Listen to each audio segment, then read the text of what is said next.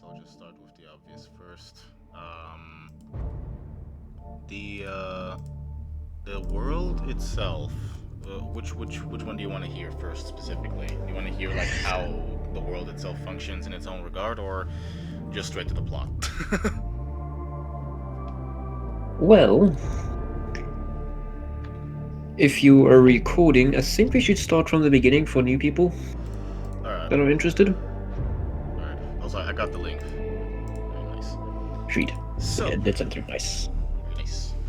So I'll start with the basics of it. Now, when it comes to the entirety of what makes up the Warhammer 40K like universe or so, it's not exactly that much different from how it started. So any person that has basically seen the lore of the Warhammer 40K from the beginning to its current state, nothing much has really changed up until the point of 30K. So it's pretty much still similar in that way. Ah.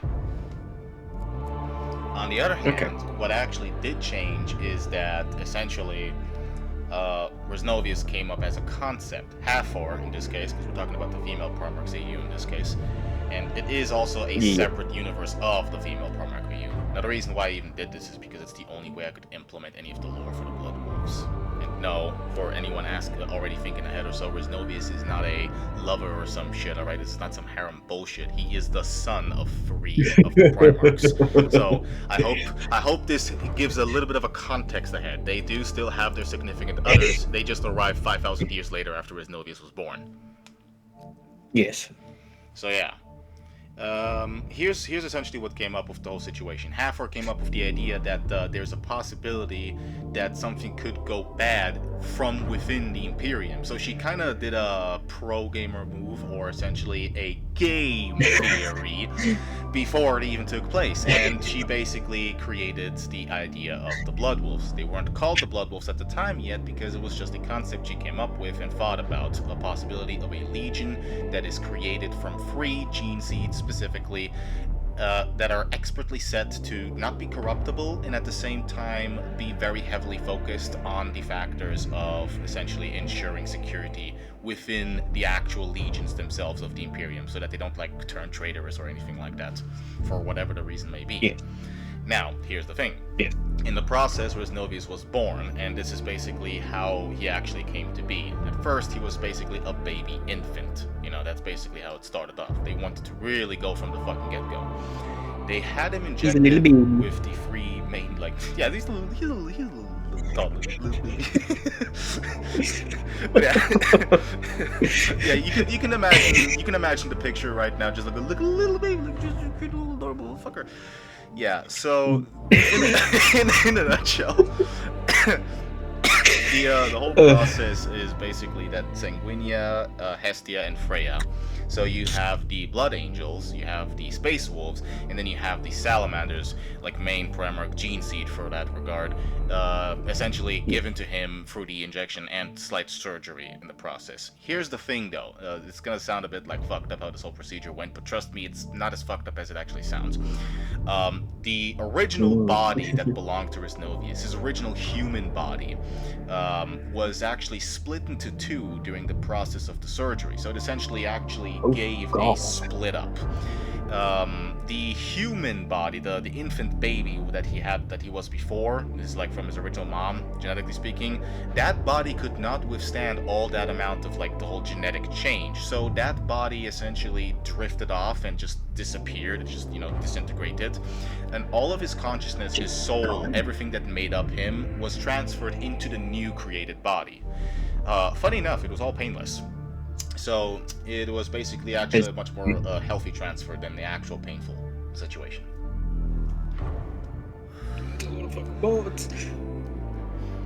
Yeah, which is it's very very fascinating. If I'm being honest, modifying his, because the body can't handle a lot of the stuff that is necessary to create a Space Marine or a Primaris, is a lot of new organs. Especially having 3 gene seeds means you're going to have to have so many different more implants in your body to actually withstand the the weight of the gene seeds I mean, and the it's already neural bad links. enough if you're basically being a Primaris or like a standard, firstborn Astartes, but in this case, they're not just creating one of those. They are trying to create essentially what is best described in the biological term, a demi-Primarch. A demi-Primarch, or a demigod. Or that, yeah. But yeah, in a nutshell, he is literally the first Primarch-ish son from Primarchs. And the reason why that happened is because they added a fourth secret gene that was implemented, which was from the Empress herself. Ah, yes. Very fun. In order to stabilize the other three, no? Yep. If I remember correctly, it's more to stabilize it than anything. See, that was the thing. When he split, that was when they... because the thing is, he was actually going to die, because it was just like, it was an attempt to do this, but he was about to die. So the Empress stepped in, added a part of her gene seed as well, and it was the most pure one. It was the most pure one. Ooh. Does that technically mean that Reznovius is technically a Grey Knight as well? If you take the Grey Knight's logic into that consideration, yes, essentially, but without the whole negative aspects that the Grey Knights have. Yeah, fair enough. Like, which he's not gonna bathe in the blood of the Battle Sisters, alright? He's not like that. He's not gonna do some shit like that.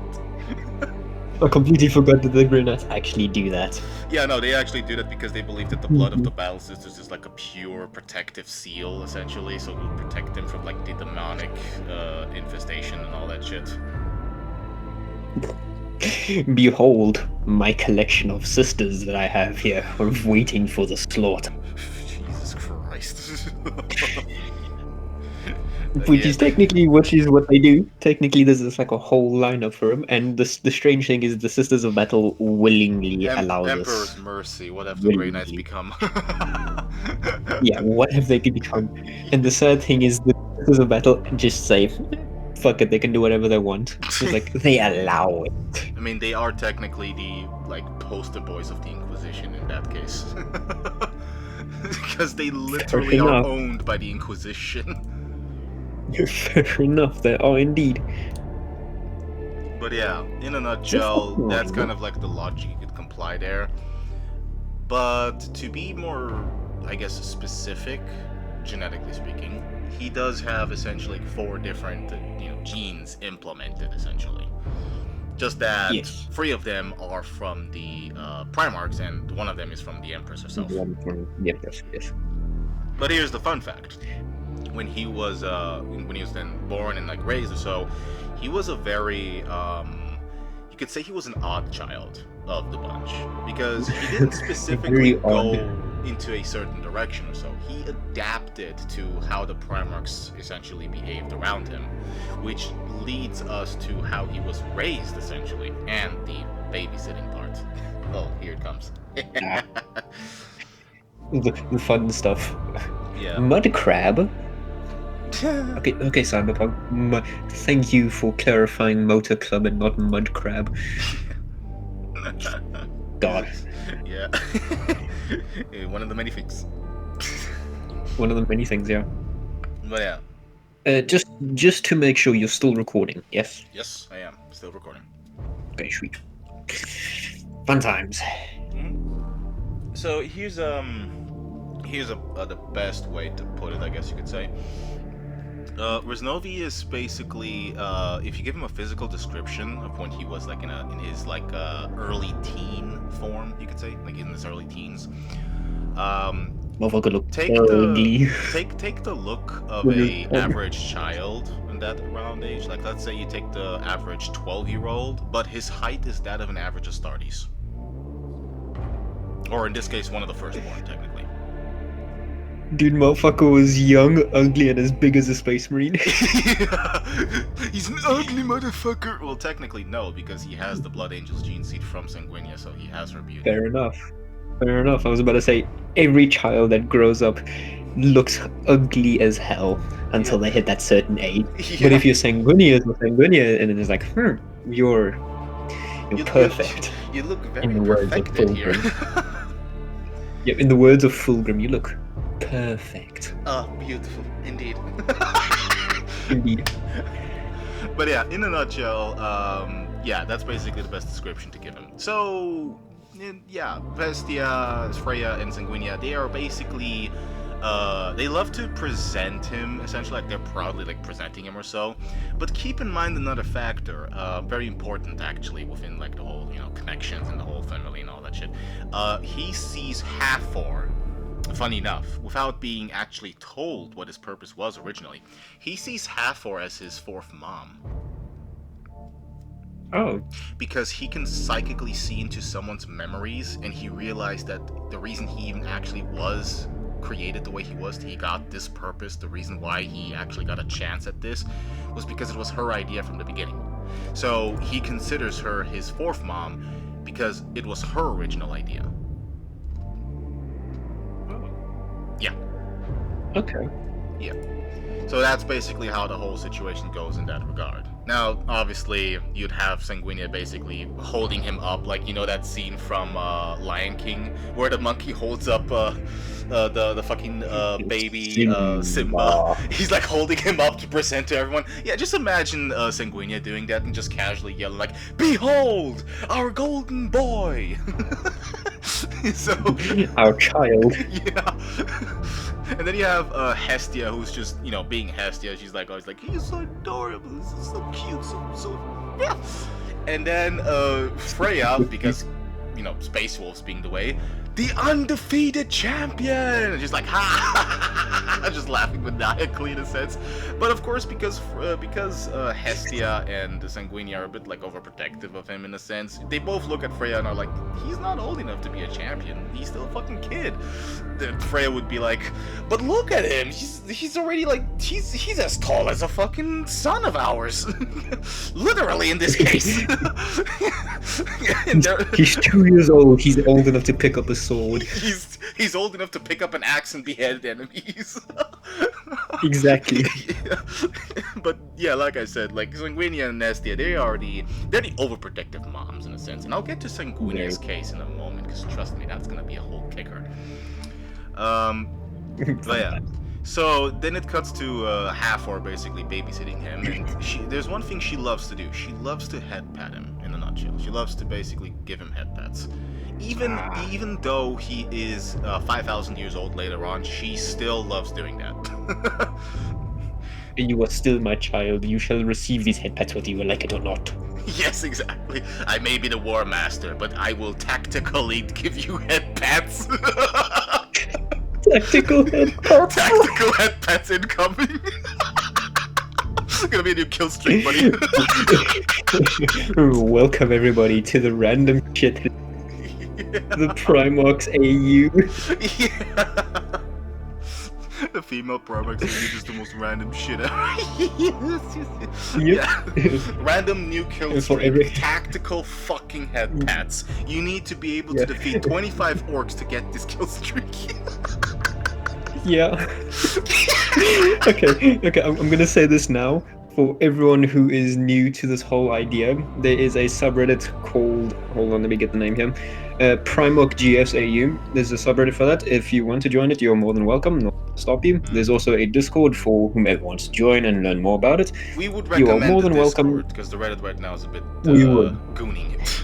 The Reddit's a bit of a goon cave right now, yeah. But the Discord isn't. The Discord has some nice people and stuff like that. So if I get permission from the owner from the server, I should be able to get a copy of the link and then put it in the description so that way you can join that way. Yeah.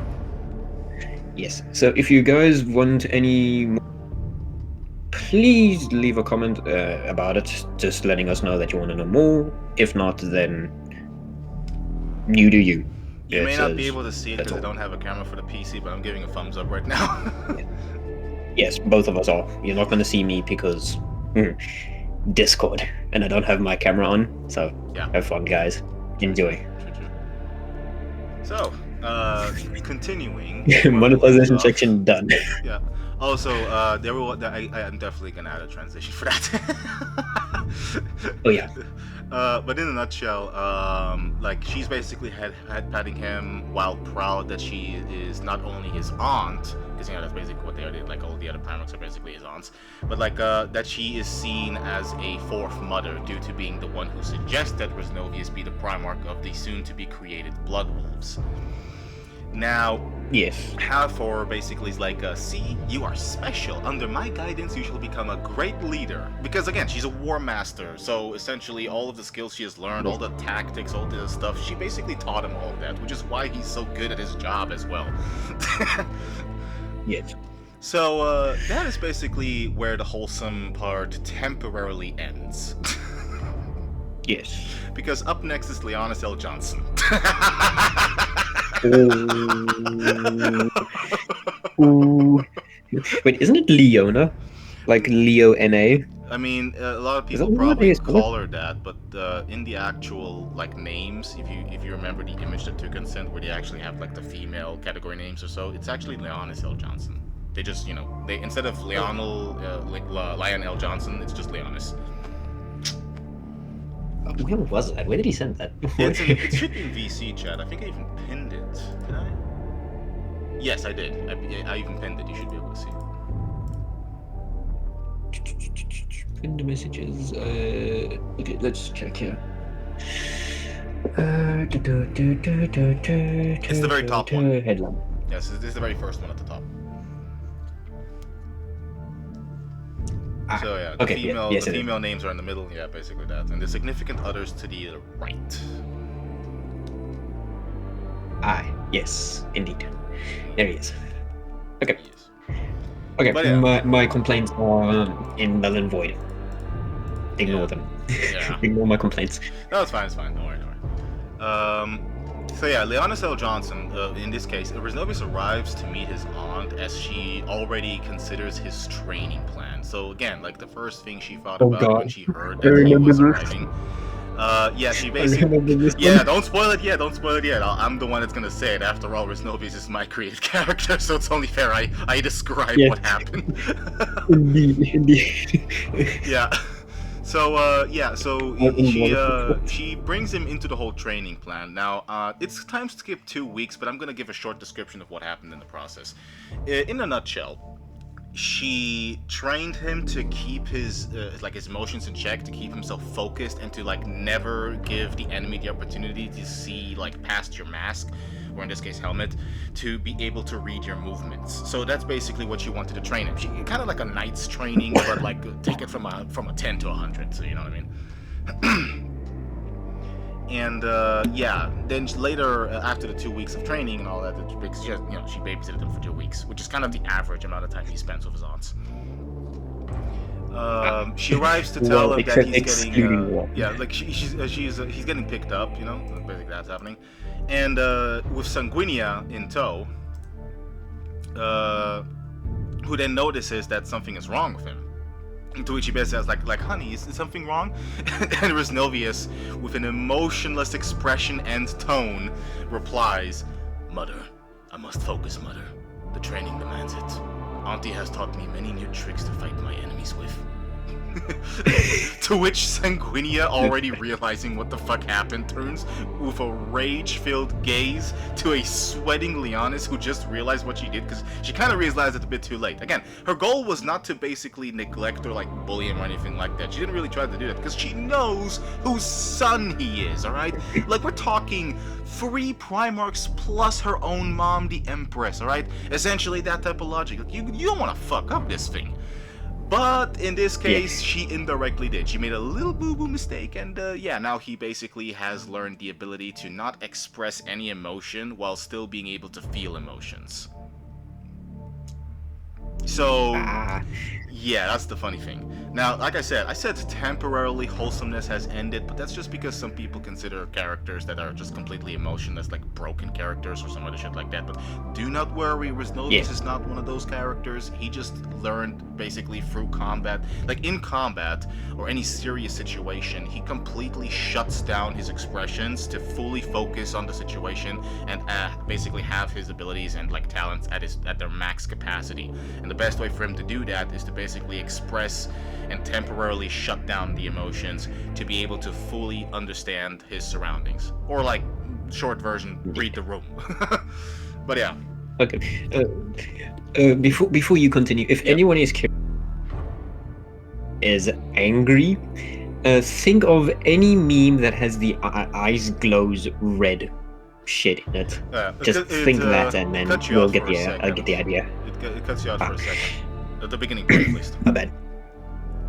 If anyone is wondering why Sanguinia gets so angry, and if you want to know why or how angry she looks, look at any eyes glows red meme that you'll find, or GIF, whatever you find, you'll get the idea with that. Yeah. So yeah. You know that one guy from the like the talent show that one famous dude with short hair. You know when he turns to the side and it's like glowing the eyes. Yeah. Just imagine that. Yeah, just imagine. You can send a GIF of that. I can probably try to pull it out and then put it for reference. I'll put it in the VC chat. Yeah.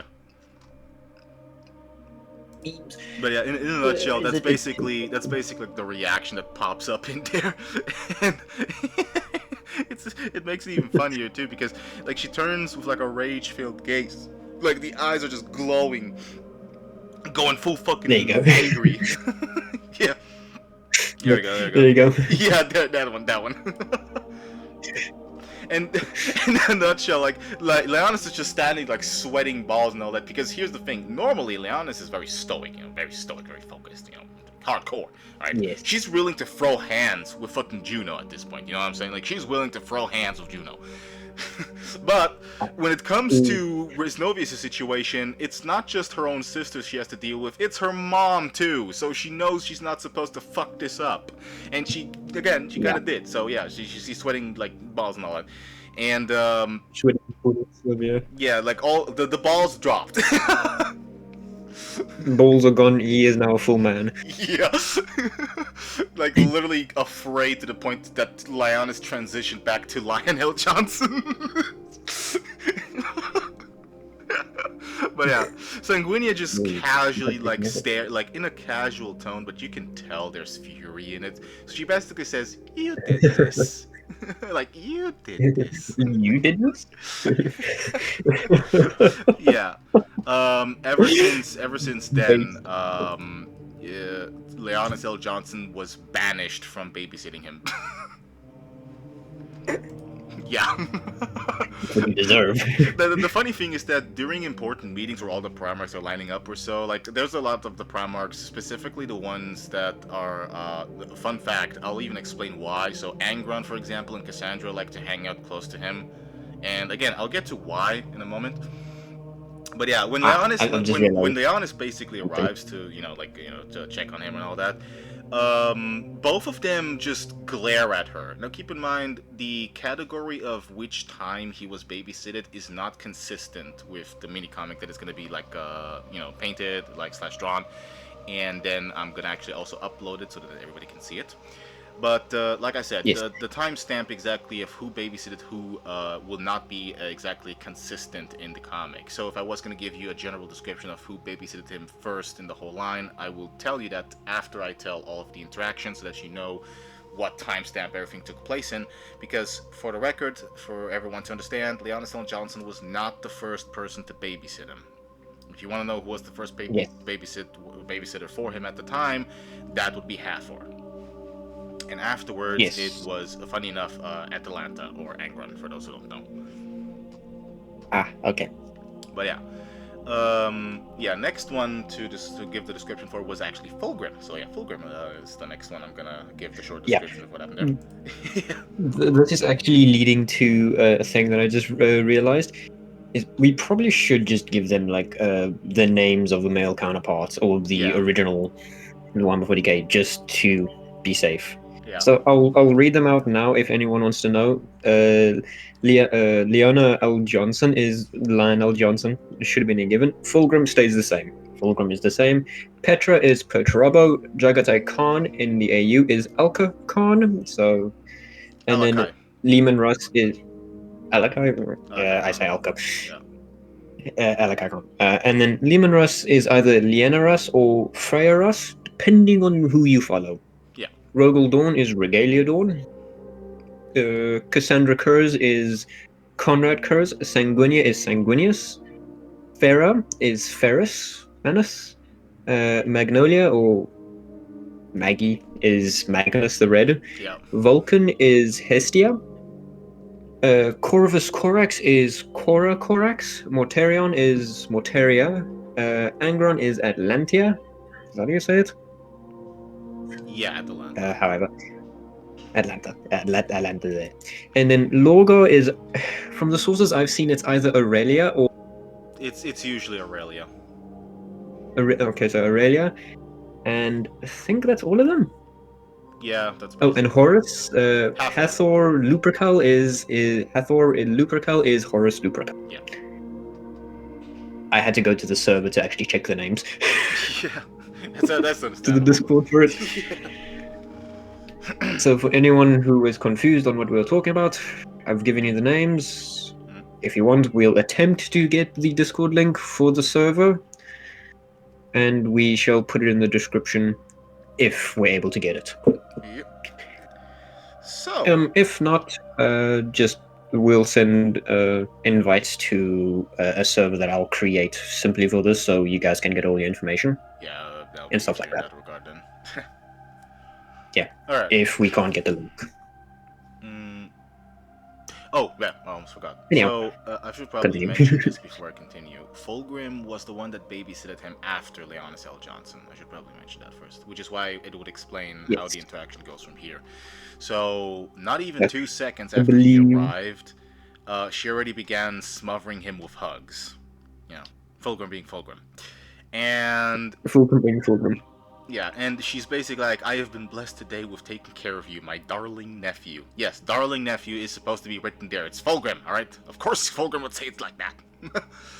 Yep. And Reznovius, because he just got babysitted by fucking Leonis L. Johnson before. Because again, the idea of him being babysitted is not because his own, moms cannot take care of him, but because he's supposed to be introduced to all of the aunts. So that's basically the babysitting experience. And at the same time, they all basically give some of their own teachings towards him for him to learn for the future. But yeah, in Fulgrim's case, the only thing he really learned was essentially how to dress finely during meetings. Like, just look good, and some artists, like, general, stuff. I believe I sent a meme regarding that. Yeah, regarding that one. If you still have it, send it over. I can actually download the fucking thing, then everyone can see it. But yeah, Reznovius basically reacted afterwards. Like he was like, "Am I home? Like I'm home? Like huh?" Because he's never been hugged like that before. Like she basically took it from how Sanguinia would hug him. If Sanguinia is 10%, Fulgrim is 100%. Oh yeah. Did I send it to you actually? I'm actually wondering if I sent it to you. Don't think you sent it into DMs unless I haven't. No, I sent one saying like how many times it happens waiting for the hug. I sent that one to you. It's the very first GIF I sent you. Oh, the very first GIF. So I have to scroll all the way up. In personal chat, not VC chat. So DMs. Dirty. Yeah, DMs. If I remember correctly, the very first GIF. It's of Geralt. It's of Henry Cavill Geralt.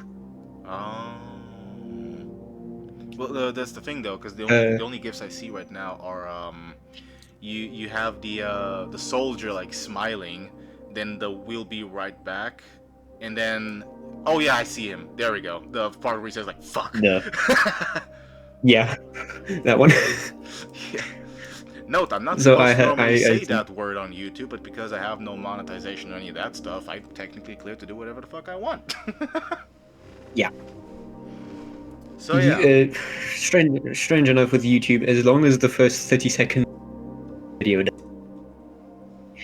swearing in it, so the first 30 seconds have no like swearing in it or anything like that, you can just continue? Yeah, that's it. Yeah, like after the first 30 seconds you can swear. But you have to swear. You still have to swear in moderate succession. Yeah, so don't like say fuck, fuck, fuck, fuck, fuck, fuck, fuck, fuck, fuck. Yeah, pretty much. Do not do that. Do not do what I did, okay? I took a risk here. It's gonna be on the YouTube video, you're gonna hear it. I took a risk here. It's a gamble, but do not try to repeat. If you Yeah. actually get It's a monetization, very you might get a strike. yeah. If you get monetization, people, whomever is gonna watch this video and it is have a YouTube channel, has a YouTube channel, and makes videos, please, for the love of God, do not start swearing. It is a habit you'll stick to for the rest of your life. I'm a perfect If you don't example of swear, that. don't start. Yeah, we're perfect examples of this. I never used to start swearing until I was like 16, and I've been swearing since then, so it's stuck with me. You only started So, at 16? Baliat, I started when I was 9 years old and had first bottle of vodka in the Soviet Union. it's the first time it's actually that's when I started swearing in front of like teachers and stuff. I started swearing at like 10 when I was still in preschool, dude. So okay, as a side note, I know we're not supposed to cut yeah, off, but let's since you continue. mentioned school, I'm just gonna bring a short side note. When I was This is all planned. It was all planned. everything we do is planned because it's so fucking random. It's somehow even though it's not supposed to be, it's somehow consistent. Yes. So the way it seems like we're doing this is we're gonna mix in a lot of while we're talking about the lore of Reznovia and how he came to be and stuff like that and what's going Remember, on it's with him. Reznovius. If you say Reznovia, that's a female Reznovius. variant. Sorry, Reznovius. Confusing. Reznovius. We're talking about him, the Primarch GFAU. We're talking about that. We'll mix in. That's possibly like a later future plan, maybe that I've got at least, is that we'll like throw in a few videos with the original Warhammer lore and stuff like that. If you want more lore on this, I'm gonna just monetize someone else here real quick. I hope you don't mind. Two people on YouTube, they have a Patreon and stuff like that. They are called Isander and Coda. If you want a lot of more in-depth lore of Warhammer itself, go check them out. Yep, I will. Please, because that is the people I will put a link to that their channels in the description for that. Yes. So they are the reason why I got into Warhammer and stuff like that. But besides that, please, if you're interested, stick around. If not, here's the thing: if you want to understand the theme marks AU without just being a dumbass gooner, then watch those videos first so that you understand the actual plot. Yes. Yeah. So if you want more information, check out Isander and Coda. There are many other Warhammer 40K channels. Give a lot of lore. Bricky is one of them. A lot of people might know Bricky. Yeah, Bricky is one of my favorites personally. Yes, Bricky will give you like somewhat of an in-depth lore, but more of a childish standpoint, so you have it more understanding. He likes to mix it Isander with and Coda seriousness and memes. And with jokes, yeah. Isander and Coda is more serious. They'll give you more direct information, more detailed. But if you want just a base overview, go watch out Bricky and Isander and Coda. They are amazing people. And Bricky, those two, I'm gonna put the links of their channel and the names have already been placed on the screen in case you just want to just search up their names, which is probably gonna be easier. But regardless. Yes, they are very good people. I do recommend. I recommend highly checking them out, people. If you want more information, check them out. Anyhow, enough with the monetization. Let's continue. We were at full back to the main channel's video. Anyway. Welcome back. Also, I should have probably said this at the beginning. I'm gonna cut this part out, put it at the beginning. But sorry. So pre-information. As you probably may have noticed watching this video, there was definitely a change to my name and to my profile picture as well as the other stuff in the whole thing. That is because I've changed my channel from the original intention back in the day, which was Wattpad, because I was, I think, 14 when I even started this whole fucking gig. And damn. Yeah, so I started writing like fanfics and shit like that when I was 14. Not even for any like real purpose. I was just so fucking bored and had nothing else to do. So I did that. But yeah, as you can see right now, it is a full-fledged set for the characters that I want to go by and literally just my own thing. So yeah, my channel name will now actually be by the actual character's name, Reznovius, and with the profile picture and everything going on there. The fan art credit belongs to Cheesy Boy. He is a very good artist in my book, at least. For though he does actually do it for like the right price or so. He is good at his job. I would highly if you do want to have any of like the Warhammer 40K art designs of any kind, or just anything related to even like anime or so, I'm pretty sure he's a good fucking example to actually pull up to actually, draw that. So yeah, for the right price, for the right designs and all Go that, works well. on Patreon, I'm assuming. He doesn't have a Patreon. He actually does it with Oh. PayPal. But in this case, it's just on Discord. So if you want to actually contact him or so, again, he is part of the Female Primarchs AU server and the shitpost server we are in. Assuming any of you might also be part of that and watching this video, just know his name is Cheesy Boy. He's a cool guy. He's also a very good artist. And again, like I said, he doesn't really require that much money for the whole drawings unless it's a very specific detailed one. But if it's a casual drawing, I'm willing to bet like what, 20 bucks probably at best. Yes, he is cheap. He is a very good artist. If you guys want pictures or any form of art related to anything anime related, Warhammer 40K related, whole story, but please go check him out on Discord. You guys can find his name by Cheesy Boy. And one more Please go do thing, that. I definitely want to bring this up as well. Very important. Please, for the love of God, don't rush the poor fella. He's got school in the background, and other stuff going on, and he's got to take care of those things as well. Don't rush the artist, because otherwise you just demotivate them from working. Let them take their time, and trust me, when you do that, they can go right in with their fullest ability, and the end result will be worth it. I waited a whole ass fucking month for him to finish like drawing the character that I wanted to have to draw and everything. And I actually am going to show you a couple of like the pre-designs he sent me, which I saved on my phone as well, and just generally in the DMs. And you can basically see like how the progression went from there step by step, and the end result was worth it. It was exactly what I wanted. Yes, this is on the same topic of content creators, artists, and stuff like that. If anyone decides to find an artist, follow them and request any form of content, pictures, drawings, anything like that, please do not rush them. They have a separate life outside of what they do to making content, pictures, and drawings like that. They have a separate life. I want people to understand that everyone has their own life to live. Please do not rush them. Please do not dox them. Do not flag them. Do nothing of the sort that can actually harm them, such as rushing, doxing, and stuff like that. Please do not do that. It is not. It is very important that people. It really isn't worth it. You will catch a case that is not worth paying. It really isn't. Yeah. So with that being said, please keep in mind with a lot of the other stuff that content creators and other artists and things like that do, because they have their families they need to feed and other stuff that they have to do. Content creation for most is a second thought. It is not their primary thing. Most people on YouTube, a lot of people on YouTube, like the higher subscriber people, are the ones that possibly do YouTube on the full time. But apart from that, please, I cannot say this in enough urgency, do not rush them. You'll get the stuff out when the stuff comes out. Simple as that. And if you don't like it, go take it up with YouTube themselves or with the actual person themselves. If you can't do that, then please keep in mind for the other people.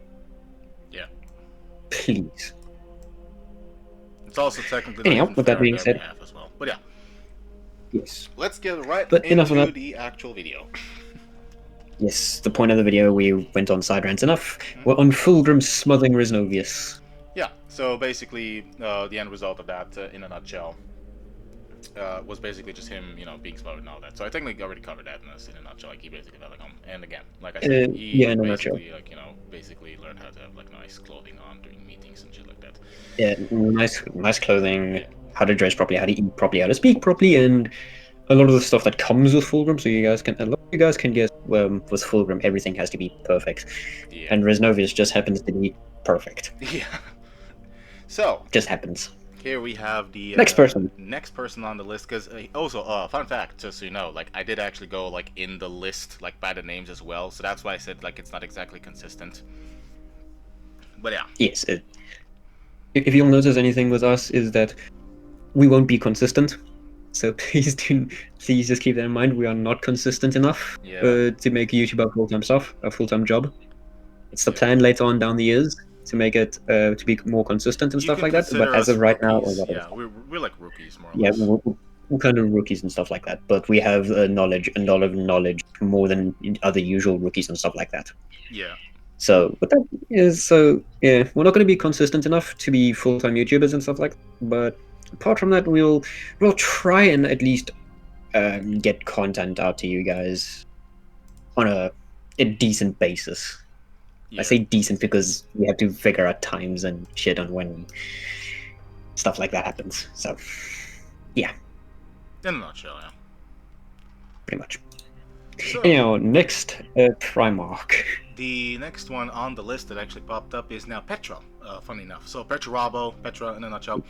Reznovius Better arrives not to as meet well. his auntie's like legion first, actually. So it's actually her legion that pick him up first, because she's busy in her room doing her own thing, constructing the stuff, like trying to see what else she's gonna build, that type of stuff.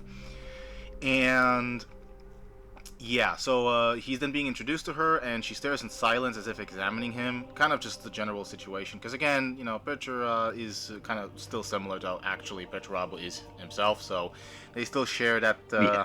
that whole shtick going on, and like, not liking the siblings. Bless you.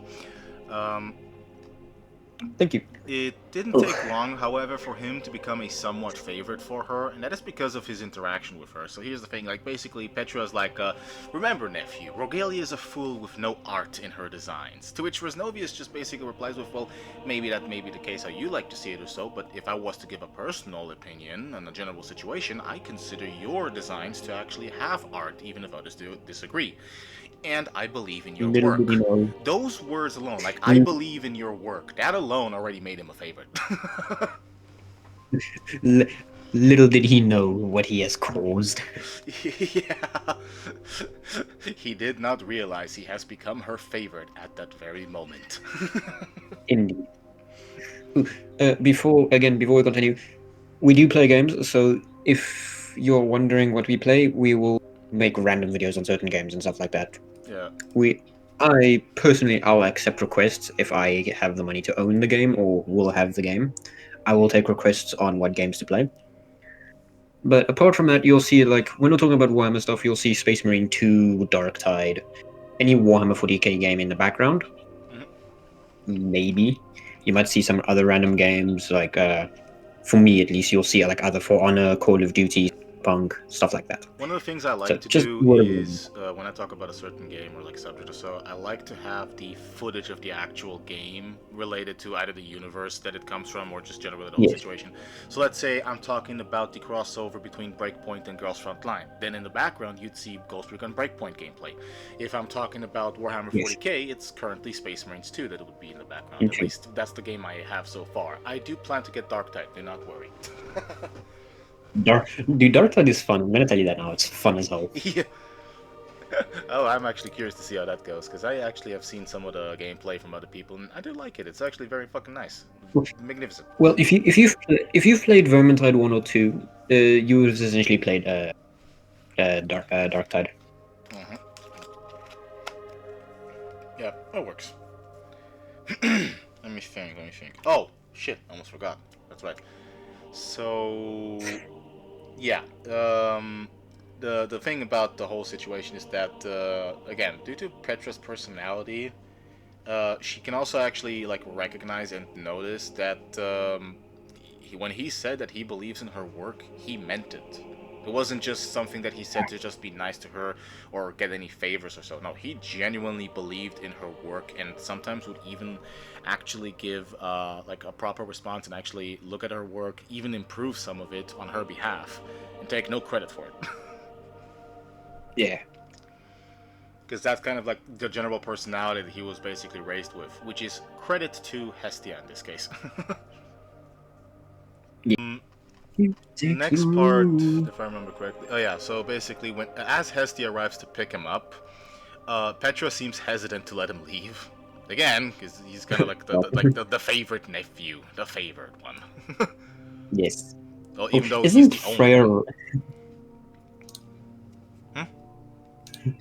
Isn't Freya Russ the one that has the least custody to babysit her Reznovius? Oh yeah. First of So all, here's a meme for I just want to be reference there. for that. In a nutshell, Sanguinia has a 20-day custody. If I remember correctly, Hestia has like 9-day custody, and Freya has only 1 day. As for why we didn't go 31 days, 30 just was easier to work with. I don't like the idea to add another number to. I'm basically 5, 10, 15, 20. You get the idea. Those are the line of numbers I like to go with. So that's why I picked 30 instead of 31. Yes.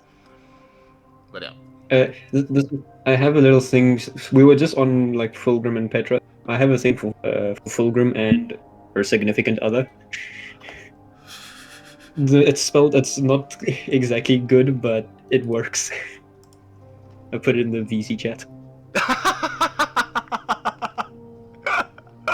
It works. That is funny. Mouse, my beloved. It works, people.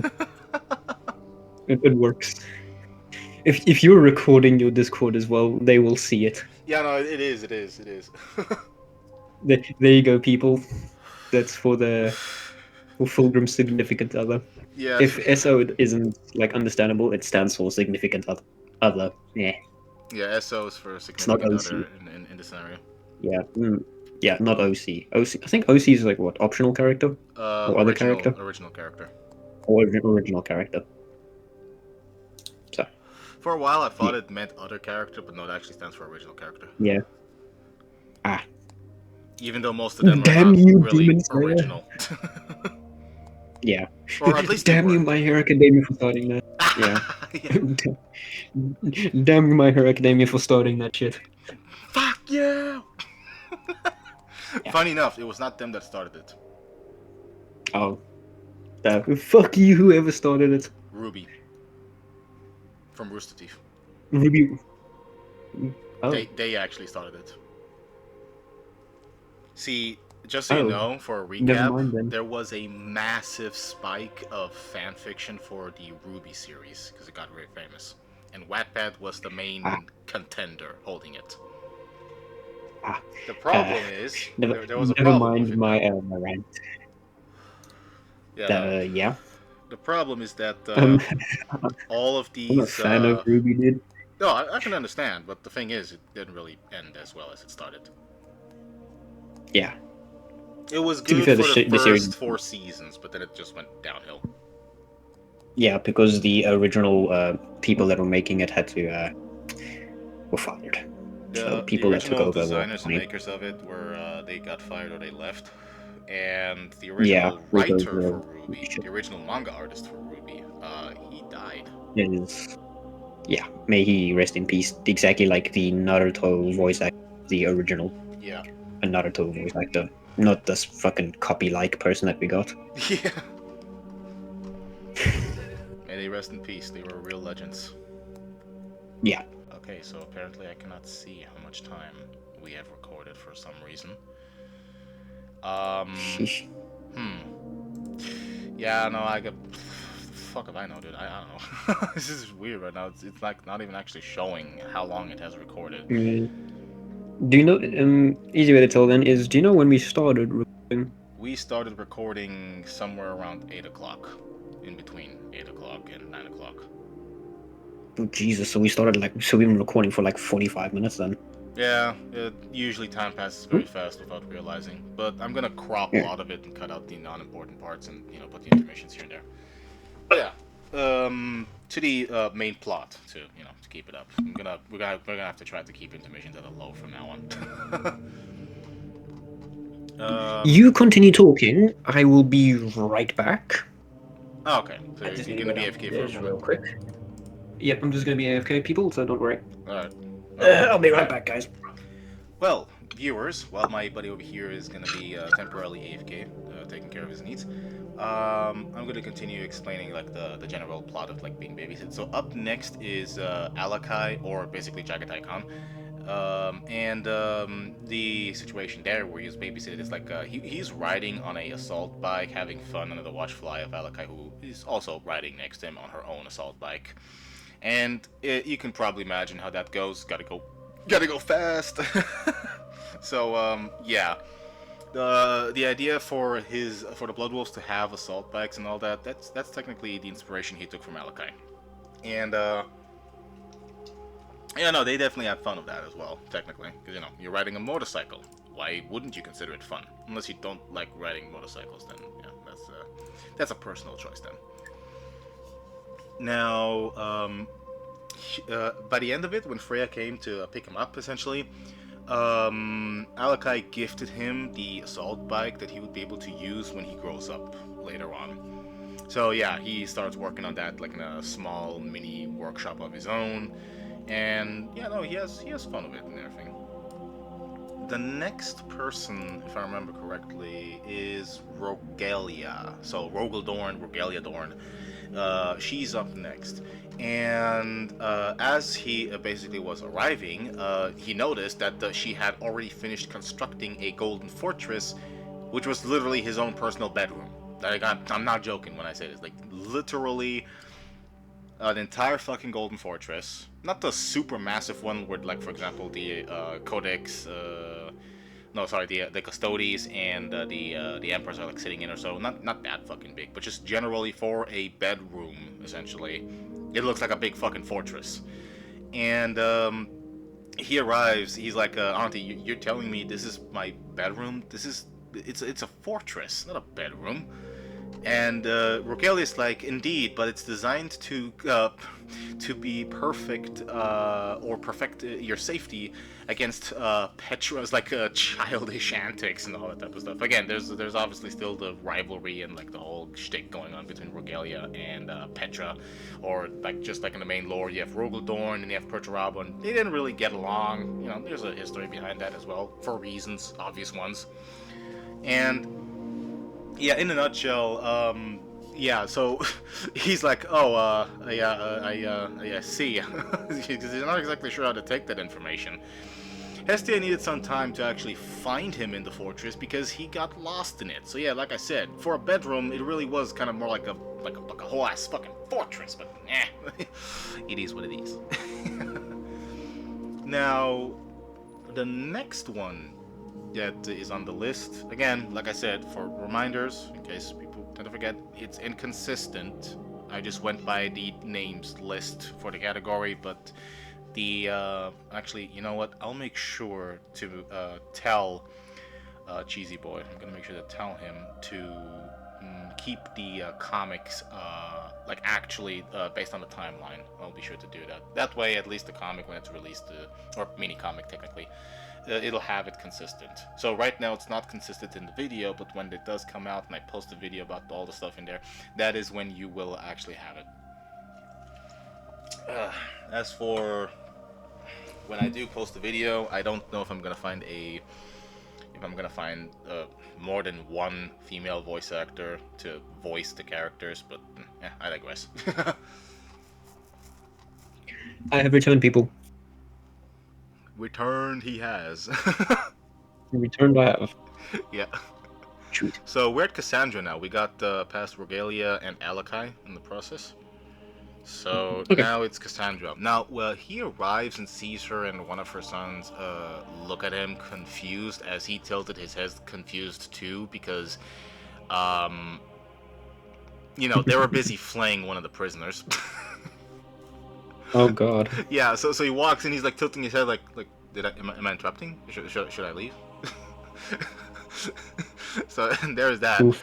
There was not much interaction between the two, but there is a moment where he is seen exiting a room after she taught him how to flay enemies and criminals, basically. Because don't forget, even though currently the Night Lords are just criminals, Cassandra, or they basically, shit, for some reason I forgot his name. Help me, please. Reznovius? No, not Reznovius. The male version of Cassandra. Conrad. Conrad, thank you. Oh, you saved my life, brother. You're welcome. Conrad Curse, and then you have Cassandra Curse. There you go. I am so bad with names. I hate myself.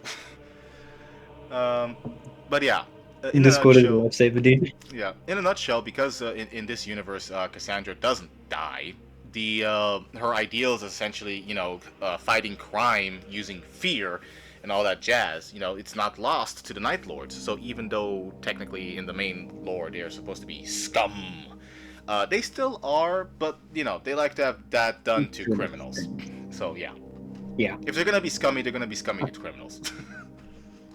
I've noticed with the Night Lord specifically, they adopt a thing that My Hero don't do well, saying that heroes don't kill people.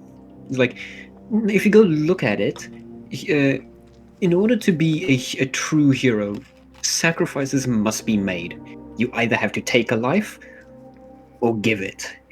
There's no in between. You can't just save the life and then give it, because that just makes you too much of a goody two shoes in the real world. That's why being a And hero is one the of the hardest cases, job, because sometimes you have to do exactly, something that you know is like you don't want to, but is you don't have a choice. you have to. Yes, in order to be a hero, you have to make sacrifices, no matter your image. What is right. If it means taking a life, very good example with the Night Lords here is they, specifically with the AU, they are taking lives of scum and criminals. They are busy doing it to scum and criminals, not the innocent. They are not seen as heroes, but as monsters. But they'd rather be seen as monsters than heroes because of doing the right thing. Yeah. You'd rather be a monster doing the right thing than be a hero that is a pansy, that is not willing to take a life. Yeah, that's basically the whole shtick that actually Cassandra wanted to go with. But because in the original timeline Cassandra died / Conrad Curse died, it was lost to the Night Lords. Yes, it was lost to the Night Lords, flaying almost everyone, simply because it was fun and enjoyable. Yeah. That is all. Yeah, but in this timeline with the Blood Wolves, it doesn't happen. So they do keep their actual tasks in hand. They may be monsters, but at least they don't go after the innocent. They're just the monsters in the eyes of the criminals. Yep. And also, I believe in this. You did say in this fic, this fanfic, or Reznovius universe. You just consider it an AU of an AU at this point. Yeah, the AU of the AU of the AU. Yeah. The significant others are still in it, but just they appear later. They arrive a bit later, because I'm gonna be honest with everyone here when I say this. Would you rather they arrive during the Chaos Invasion or after the Chaos Invasion? To make it more interesting, in my personal opinion, during it. Well, fun fact. To make it a bit more interesting. Fun fact, it is during it. Let's fucking go. Yeah, it was a trick question because in case anybody doesn't know, the Chaos Invasion happens 5,000 years after 30K. Emperor. After 30K, yeah, 5 years after the 30K. Yeah, because Erebus failed to, trick Hathor and all that shit, and what happened instead was preparation for war. So basically, everyone was preparing for a huge, galactic battle, essentially, against, the Imperium versus Chaos forces. Yeah. Now, were there casualties? Yes, definitely. There's always casualties in war. No one can escape that. Yeah. But I'm not going to say it right now because that's too far into the future. We haven't gotten there yet. So. Yes, we still have yet to plan for that. So. Oh, no, I already know the plot for it. Don't worry. It may not be detailed. It may not be detailed yet. We'll get to the detailed when we complete it. But for now, we have some skits in it of some events that took place during it. But we're not going to spoil it yet. Yes. We're going to do it after the babysitting era. I like to call it the babysitting era because it sounds funny. Babysitting era. Yeah. So, because again, it's kind of more like from Reznovius' perspective, essentially. So yeah. So basically, but he also has a moment where he is helping Cassandra with her ability to see into the future, or have visions helping her of the calm down and like that. Yeah. Yes. The thing is, she can only see the bad futures. She cannot see good ones. Yeah. So, for those who are familiar with the AU, think of it as Morgenstern doing exactly what Morgenstern did to help Cassandra with her clairvoyance and stuff like that. Except instead of it being Cassandra's lover, it is her nephew. Yeah. The thing is that Reznovius basically started it. He kind of started the whole thing, and then when she met Morgenstern, he explained ahead the whole situation, and also gave him a couple of tips on his end. To which in this alternate timeline, Morgenstern is actually even better at calming her down and taking care of her than the original. Yeah.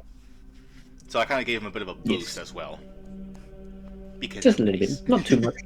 Just a little bit. Just a little bit of a boost. Just a little bit of a salty spill, you know what I mean? Just a little bit of sugar. Is my voice lagging any at all? Only a couple of times, Like, but it's like so rare. It's like it's not really needed to be always okay, mentioned. because I know the cause of it.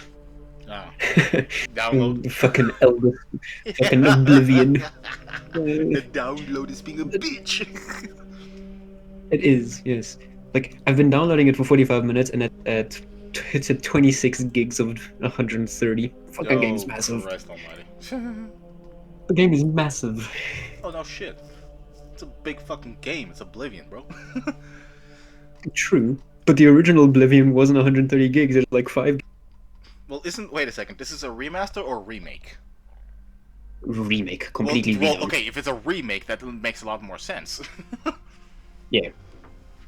Still waiting for my Skyrim remake, dude. Yeah, I'm actually definitely gonna snatch that because there was one mod in it. Sorry, short intermission, very short one. They had a What Vastal Lord information? mod in there. They had a Vastal Lord mod in there. If you know Bleach, Vastal Lord. I think I do. I think there's a mod for that. I think there's another mod for that already. Yeah, that's what I I meant. can check for you. Because that's the thing. You can transform into the Vastal Lord and use all of the abilities and all that shit. Boy, I love doing that. I can check for you. Yay! Thank you. Now back to the actual main plot because the intermission is already completed. See, very quick, very simple. Very simple. So, Just not how you spell it. Oops. But yeah, in a nutshell, he basically used his psychic ability, and also like he helped her. He helped her fully, understand that not all of her visions, like generally the visions she sees, they are not like canon. They don't have to happen. They could also function as warnings to prepare her to avoid those futures. And essentially, he also taught her how to handle it, and how to take care of it, and all that jazz. You get the general idea. Yep. Yeah, nice. There you go. But yeah, when Hestia Told you this arrived, game, basically, she basically popped in and was like, because she found out what Cassandra taught him, everything, his the ability to like torture the enemy for information or punish the criminals and all that jazz. Now, obviously, he doesn't go full blown into how Cassandra and the Night Lords do it, but again, he has some experience in the general idea of how to, make someone talk or stop criminals or all that jazz.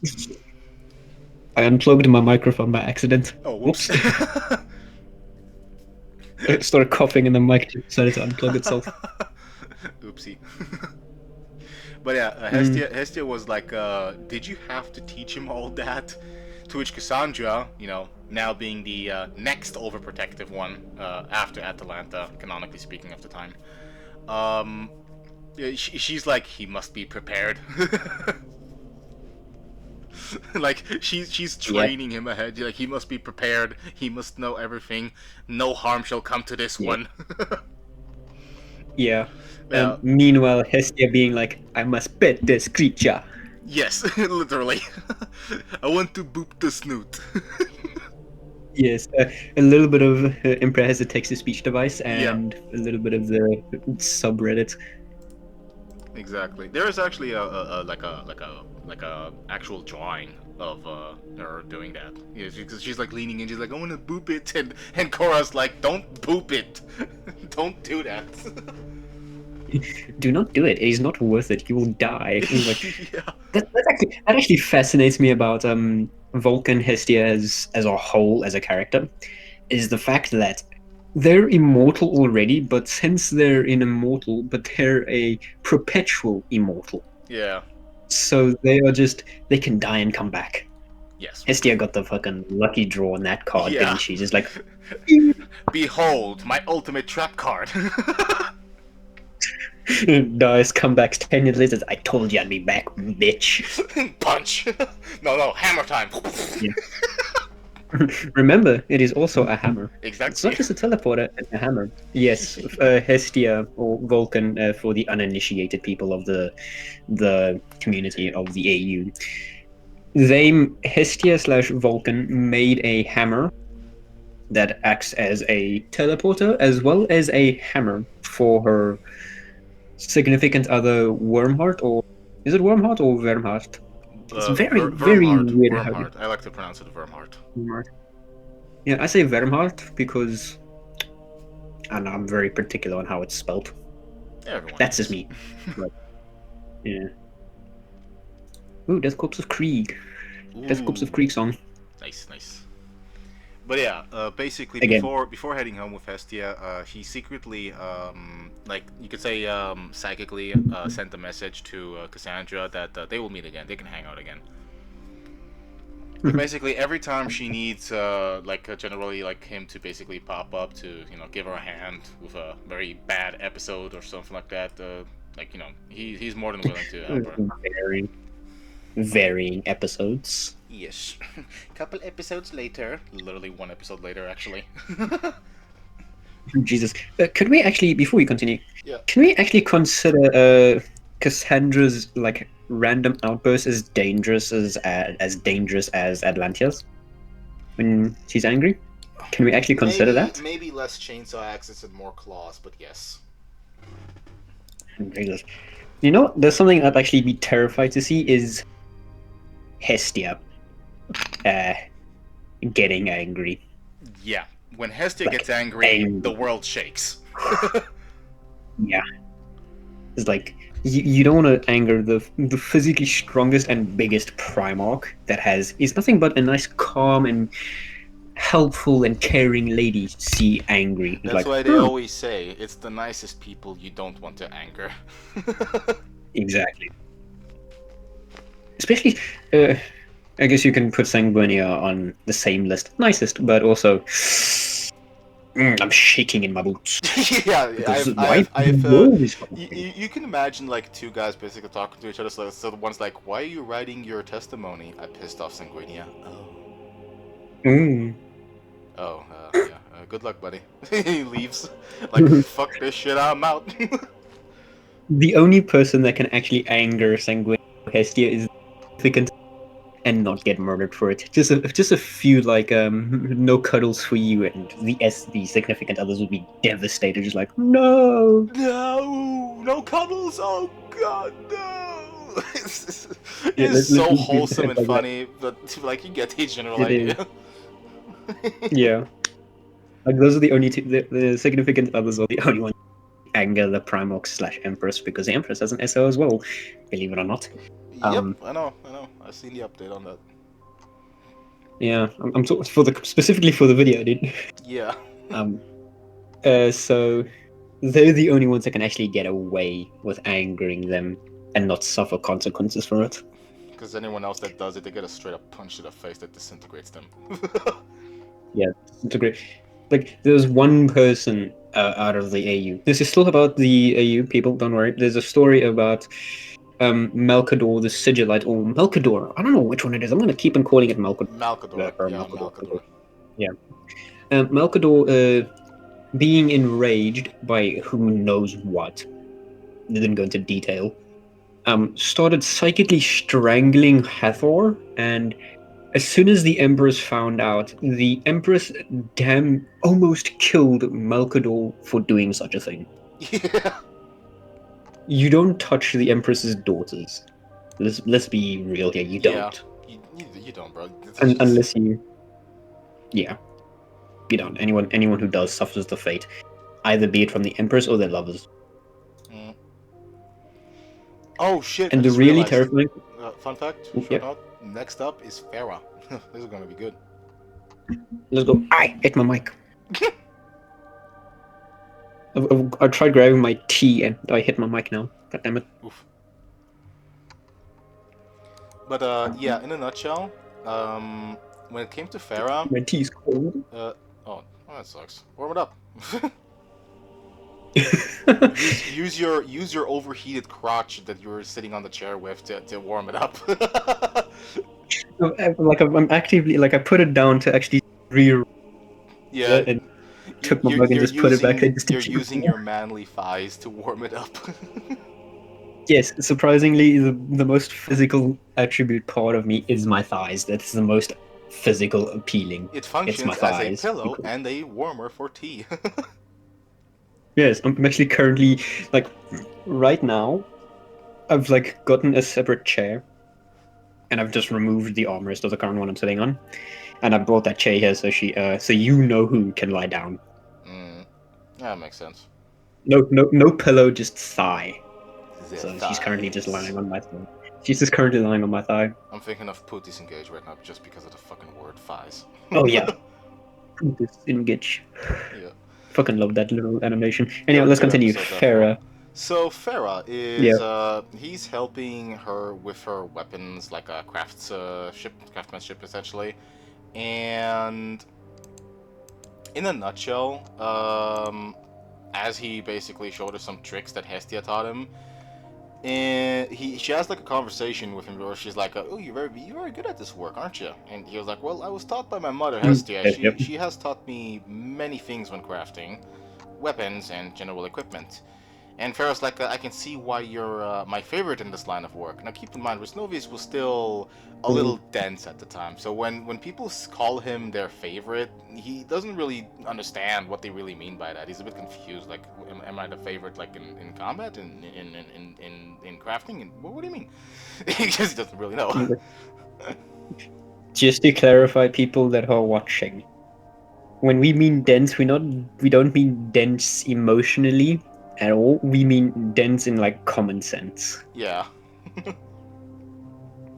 So that's what we mean specifically. Yeah, and in this case, he's got to like dense in like the common sense, because he's kind of aloof. Yeah. If we're being honest, keep in mind, this was before he met Leonis L. Johnson, so that's why he's technically still dense in that regard. Because obviously, if he was told that after meeting Leonis L. Johnson, he would be able to read the room. Yeah. But still, even if he did manage to do that, he'd still be dense as a fucking. He'd be Rogel Dawn dense. Yeah. Pretty much. He became Rogel. Dude, he became Rogel Dawn dense with the ability to actually tell a lie. Yep. Also, I added a little funny like extra when he was picked up by Sanguinia. So he basically got picked up while he was still a bit confused, and she brought him like a couple of grapes for him to enjoy, like, because they love grapes. Grapes. Yes. It's so wholesome. Yep. Yes, Atalanta. Oh, this is gonna be good. Wait, we hadn't finished with Farah yet. No, that was the part of Farah. That's basically the shortest one, because the thing is, if there's anything else I would bring up or so, I want to make sure that's actually saved for the SO. I don't want to go too detailed, because I know how the whole interaction actually goes, the general characterizations and all that. But again, I want to save the much more deeper parts of it for the actual SOs. And he's basically just there to like teach them ahead, give them like a heads up, or give them like shoulder. Teach them head, you say? give them like a heads up, not teach them a heads up. Sorry, I think I butchered my own words. Just a little bit. People that are watching wondering what I meant. You know what I meant. The rest of you do. Let's be honest, if you're a person who goes on the fucking like the female Primarchs like AU and you goon on that, I'm willing to bet you know exactly what the fuck head means. Yeah. For those who goon, then we know you. For those who don't, we know you, and we know you look at yourself in the mirror every day, questioning why you're doing what you're doing. But yes, do not worry, you're not alone.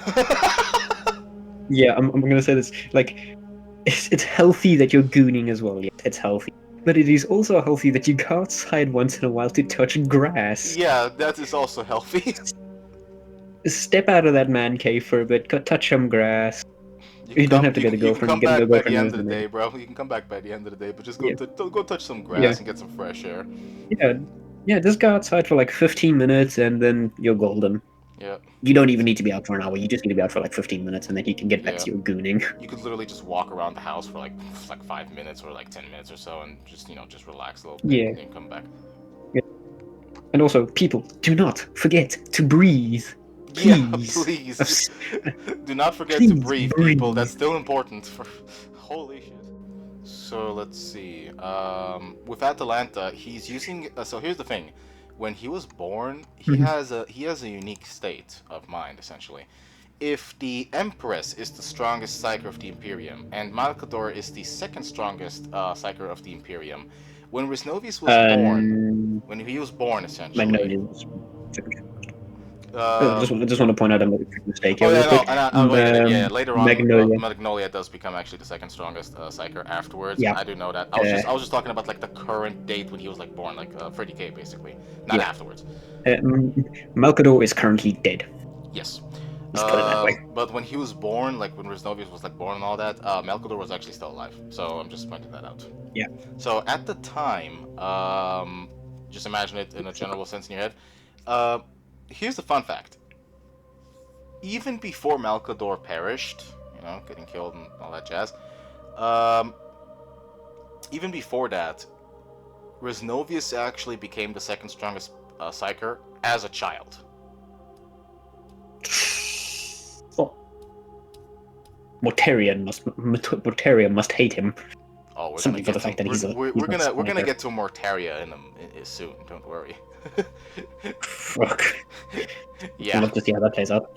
Yeah. Imagine he changes the view on psychers, saying that it wasn't all psychers, it's just that one particular schmuck Yeah. that you call father. Or... Oh yeah. But yeah, in a nutshell, basically, because of his pretty fucking powerful psychic like link, essentially, he's not stronger than the Empress herself. But because the Empress is busy doing other things, he decided to step in. So he used his psychic ability to heal and mend the pain that Atalanta suffers from the Butcher's Nails. Just so you guys know, as a short reminder, Atalanta is Angron. So yeah, let that sink in. Yes, Butcher's Nails, shit like that.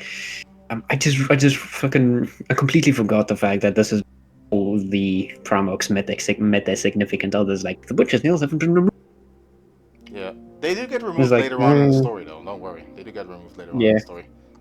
I'm assuming when she meets her, right? Well, the thing is, she still has them when she meets like her lover and basically all that stuff going on. Like later on in this story. But later on, Reznovius basically creates a very specialized medical device that is heavily detailed and functioning in specifically removing the Butcher's Nails. So they are specifically built for that. Okay. Yeah. He had help from Hestia to build it and Farah at the same time.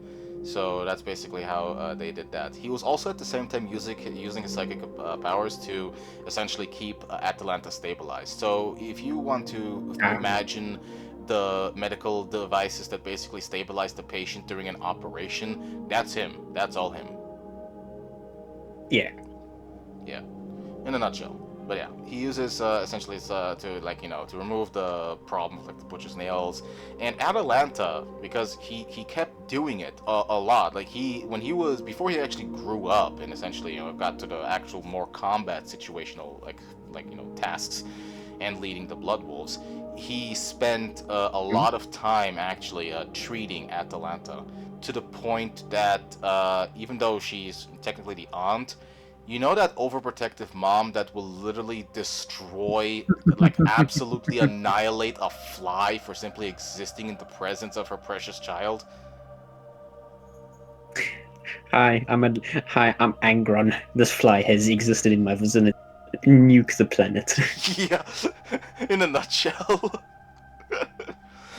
But yeah, basically Atalanta's like, thanks nephew, you are kind. And he's like, I know you've been through very much, because he did find out that she used to be a slave on her home world, and she had to like fight in the fucking gladiators pits and all that shit, and the whole Butcher's Nail situation too, actually. Yeah.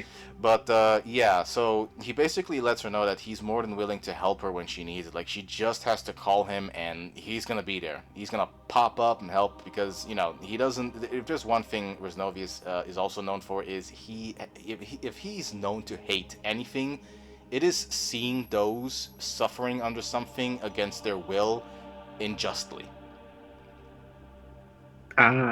Like, if it's an unjust suffering that was just done just because someone could do it, or for no real fucking reason even, he despises that. It's just something that is considered completely intolerable in his personal book.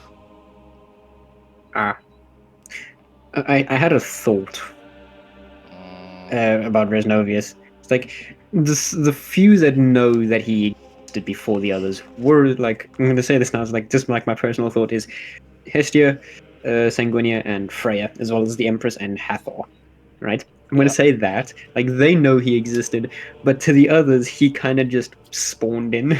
Yeah, it's kind of like that, basically. Like, they didn't exactly know him on a Oh, personal level. They know that the project was in motion, but they just didn't know that Reznovius himself is the project. Only later on did they so find they out. knew.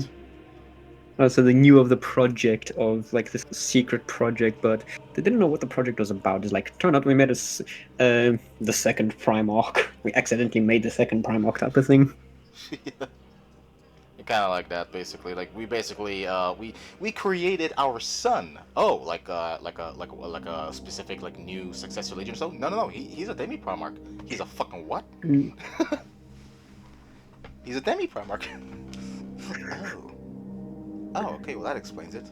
That was the project. Well, there's more to it, but Haffer can lead you on the information. It was her idea after all. But yeah. In a nutshell, that's basically the best way to describe that. Now, here's where it gets Okay. like the whole like juicy details afterwards, because Atalanta basically she's she gets like the overprotective behavior, and again, Atalanta doesn't exactly speak like a normal people, so her response after him basically telling her that she's more than welcome to call him for help for any reason or anything at all. She's like, "You are not to leave my sight." Awakened overprotective auntie mode. So basically, that's what happened. Fair enough. And the last description, when he was like picked up or so, it was nearly impossible to get him to return home as Atalanta and Freya battle on who can keep him safe the best, while he obliviously gazed into the night sky. Like, he was unaware that in the background, Freya and Atalanta were literally throwing hands to see who's better at keeping him safe. Oh shit. Okay, so hear me out. This part is the funniest because it works and is hilarious. Juno, right? Juno's up next. Juno being Rubaut Gulliman. Robote Gilliman, yeah. Yes. This is the second picture my friend sent me before you continue, so I can just. Let's see. What the fuck? That was random. Yeah, it's random as hell. Yeah, true. It was random. Um, yeah. Robot Gilliman. So yeah, in this case, basically, female variant is Juno Gilliman. Yeah, Juno. I'm gonna just read it Robot out. Gilliman. I'm just gonna read it out so that it just comes off like a surprise or so.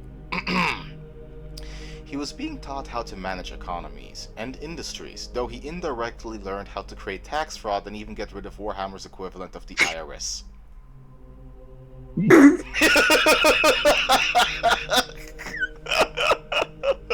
The funny thing is, I've heard you told me this as well. Yeah. I'm willing to bet anyone watching this video would probably laugh their ass off, because yes, Reznovius got rid of Warhammer 40K's equivalent of the IRS. There are no taxes on his homeworld. Taxes? What taxes? You speak so much of that thing, and I'll make sure you are forgotten to history. Anyone who brings it up is winning. My favorite part is how basically how they like talk to each other afterwards or so, because Juno with her like she smiles. You know that anime smiling darkly with like a hidden dark aura behind her. Like she's basically trying to like be nice, but she's actually like angry a little bit. Yeah. So take that picture, put it on Juno. You get the general idea of what she looks like at that moment. The eyes are closed. She's smiling, but she's she's a bit angry. She's like, "Rezi, did you commit tax fraud again?" And Reznovius, the absolute giga chat of a fucking teenage boy, the size of a fucking Astartes, he's like, "I plead the fifth." I have a GIF for that. Yeah. Just take that. just take that. The general description there. Because she's like, "Did you commit tax fraud again?" He's like, "I plead the fifth." Juno, because this is more of a meme chapter actually in the mini comic. So she's like, "That doesn't even exist, nephew." That's so much funnier. He snuck out before being picked up and returned home by Hestia as she had arrived. Oh yeah, hilarious. Oh, this is gonna be magnificent. Guess who's next? Mortaria. Yeah! Mortaria's next. Let's go.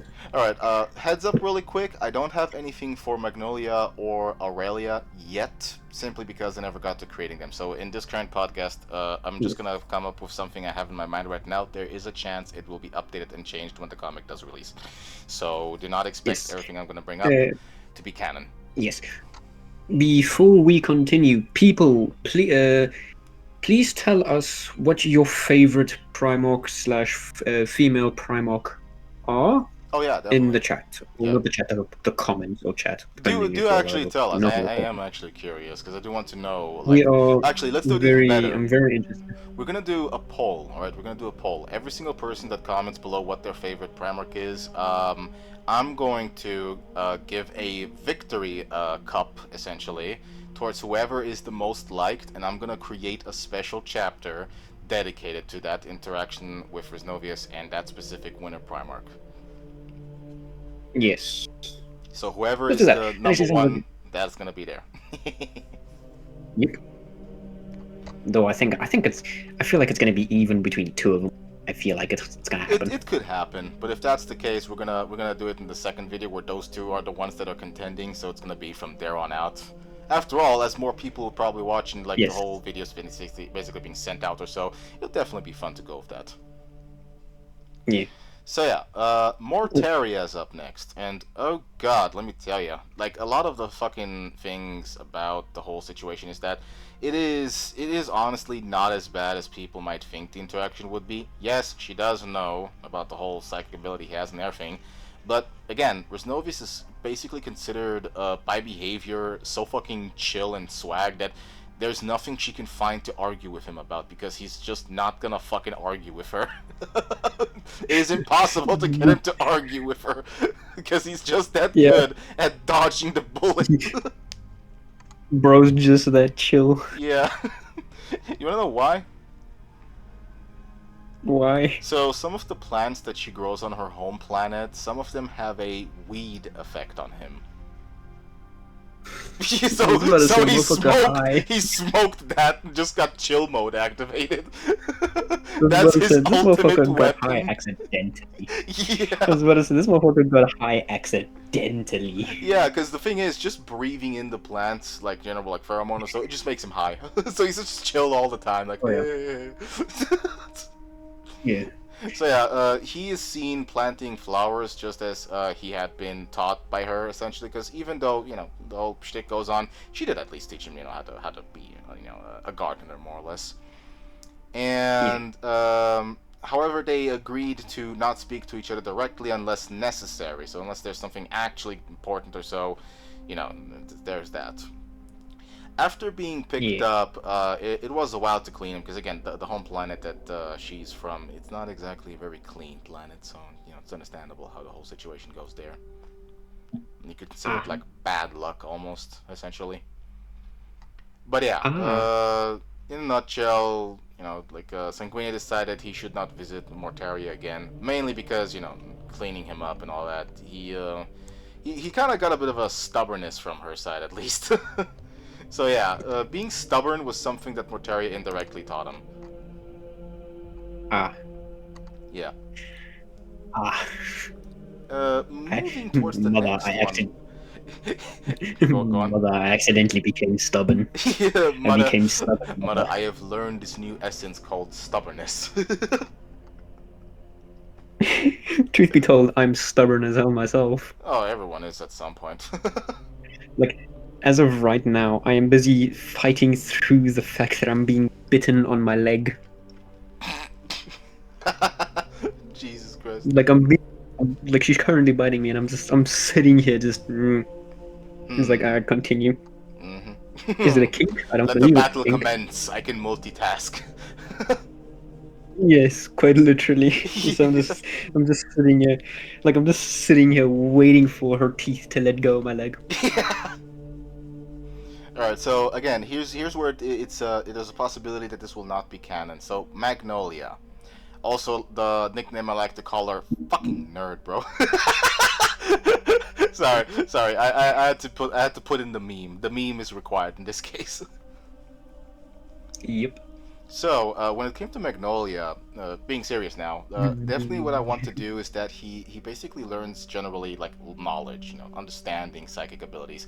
So, she kind of becomes his teacher in the terms of, well, anything involving psychic powers or just the general knowledge of such things.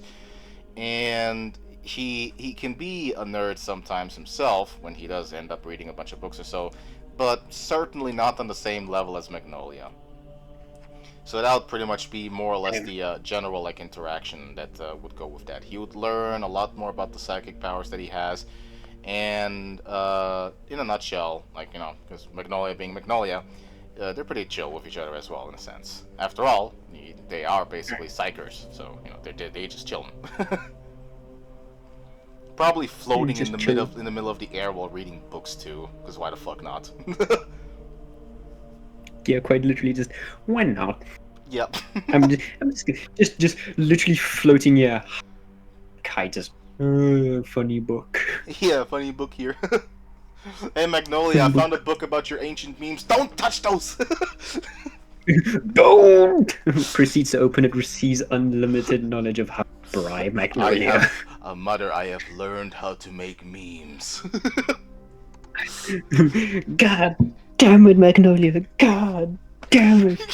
Wait, have you seen that? Have you seen that fucking meme of where a guy is pulling a ratchet, a wrench, and hits his hand on like the fender of Oh your car, yeah. and he just goes scream, "God damn it, motherfucker!" That's what I imagine Sanguini would be doing right now when he learns that. That would be so funny. But the thing is that would be Freya. It makes a lot more sense that it's Freya because she's the hesitant one now to let him go to Magnolia. She's like, do not go to her, do not go to her. No, you do not need to be near. You do not need to be anywhere near that fucking nerd. And Magnolia's like, you don't need to be anywhere near that fucking furry. Yeah. meanwhile, the Emperor also. No, wait, you cut out. Meanwhile, the what? Meanwhile, the Empress is sitting on her golden throne, just laughing her off. Yeah, this is the best entertainment I've had in years. Yep. Better than sex? No.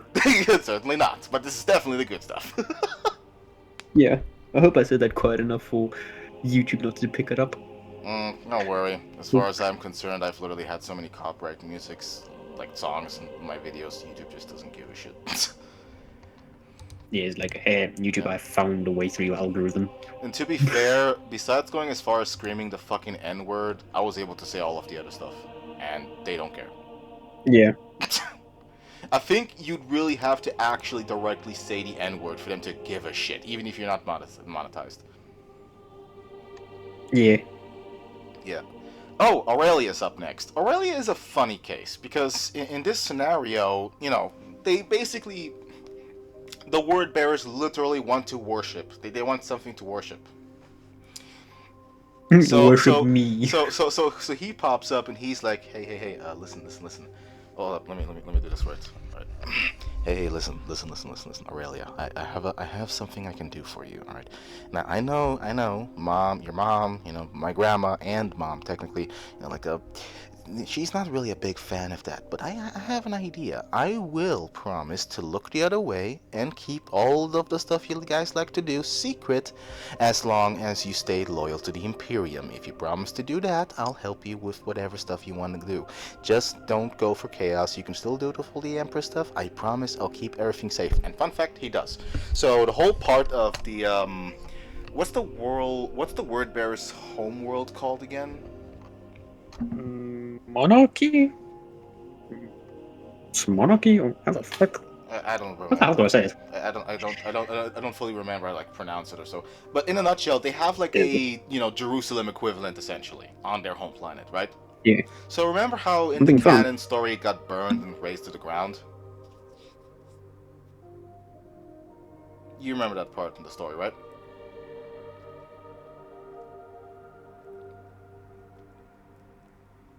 Wait, you still there, Russ? Sorry, I had to just take a quick phone call. Yes, I do Okay. remember. Okay. For a second, I So I thought had it to take the like microphone. disconnected or so, but no, okay, just fine. Yeah. So that didn't happen thanks to Reznovius. Ah, So yeah, he prevented all the okay. bullshit from happening. Plus the Erebus situation.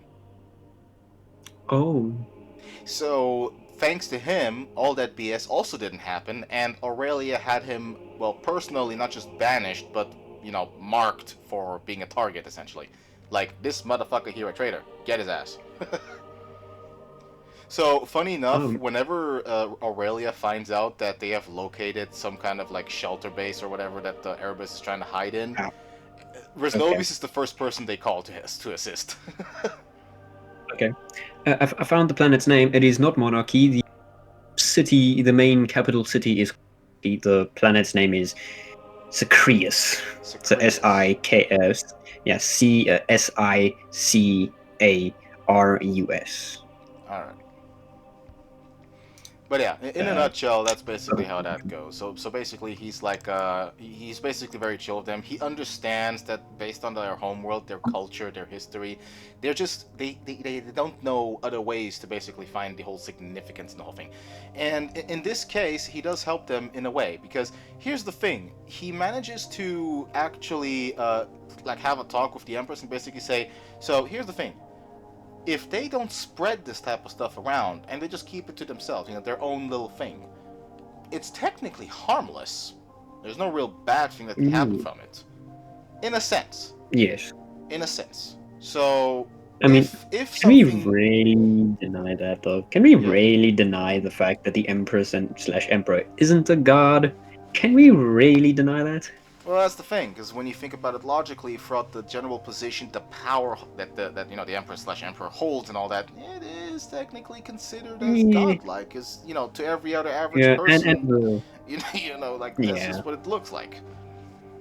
yeah. But again, the Hence, what I'm saying. idea Can we was to make them all really? atheists because of the obvious factor of the chaos gods. But that's the thing. Oh yeah. If Oh you yes. if you take if you take a punch, at least for one of your legions, because you do love them very much and you care for them. And basically he said that and it was actually very convincing. He actually managed to convince her. Even if she's not a big fan of the idea, she took the punch. Because here's the thing, it was literally after the Erebus incident where the whole thing happened, and he was like, it was so close for them to have fallen. I stepped in. I prevented this. So I ask only for one single favor. Don't fuck their shit up, alright?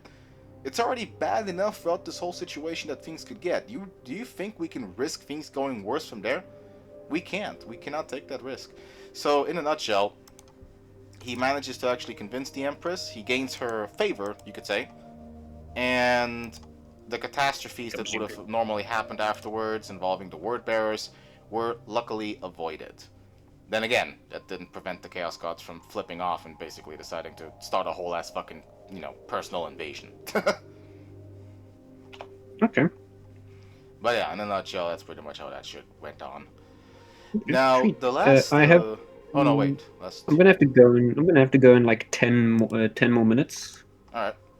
Well then, let's cover it up over here for a moment, and Yeah. get to the n- final. Well, technically, final Yeah. three prime marks.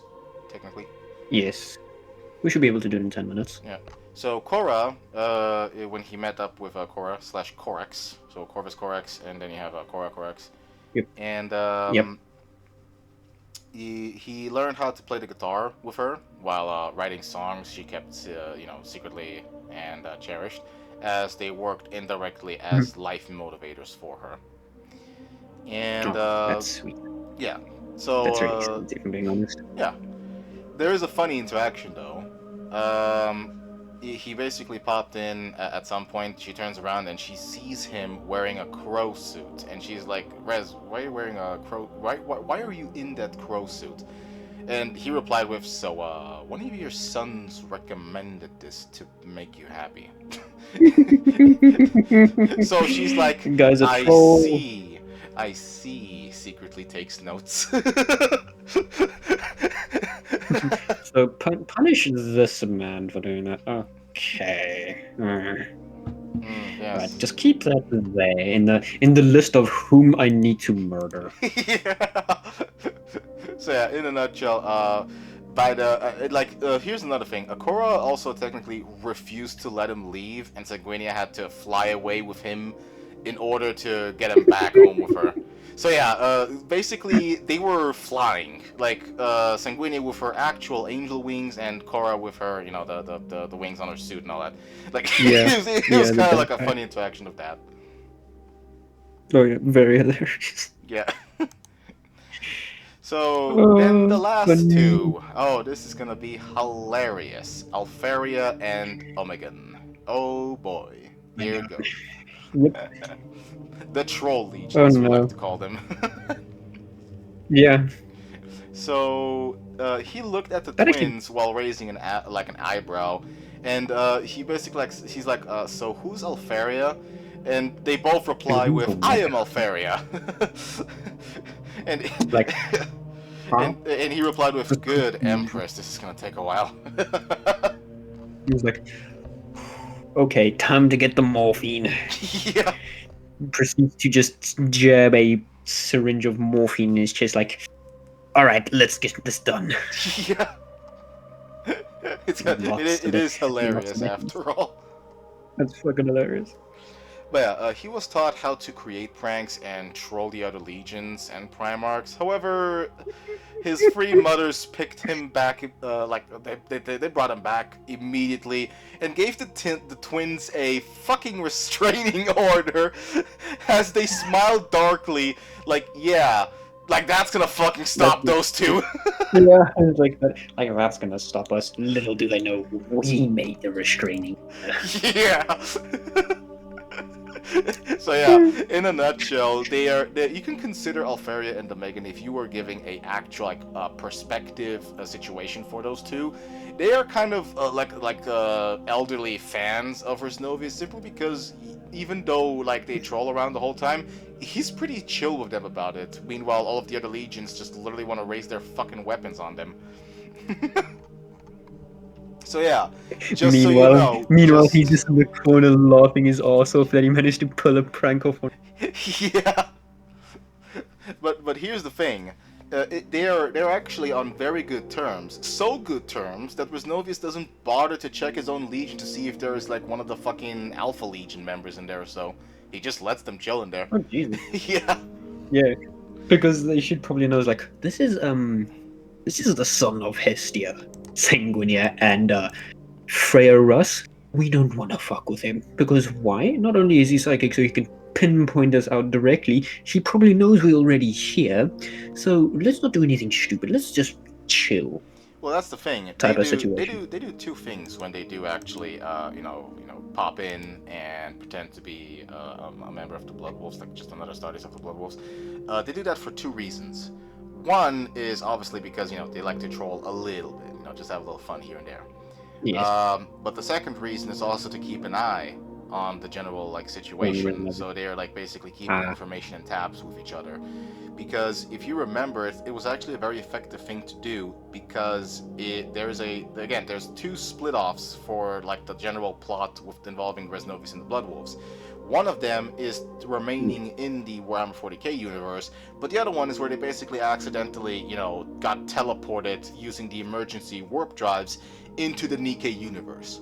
So in the process of that happening, they actually were able to still keep tabs to actually inform, like, yeah, so we're kind of accidentally in a different world now. Like, Terra is no longer Terra, it's Earth, apparently.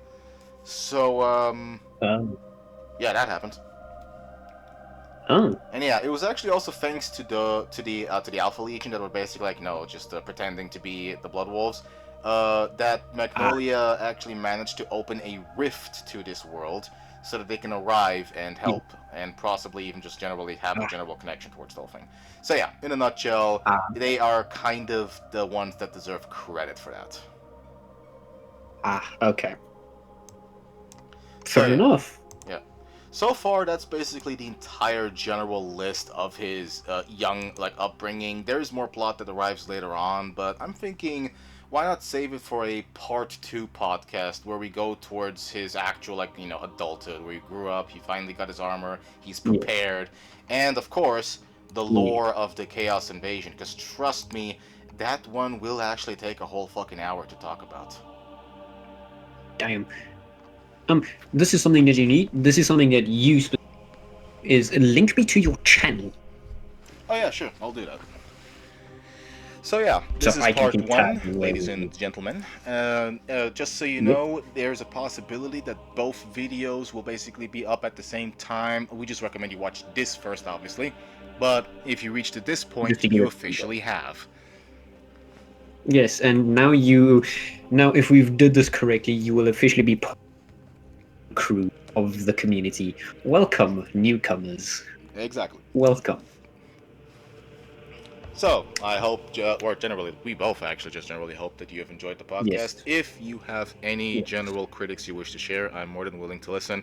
If you have any general ideas of how to improve it, how to make it sound better, if you're like a fan of this, please do let me know. Yeah.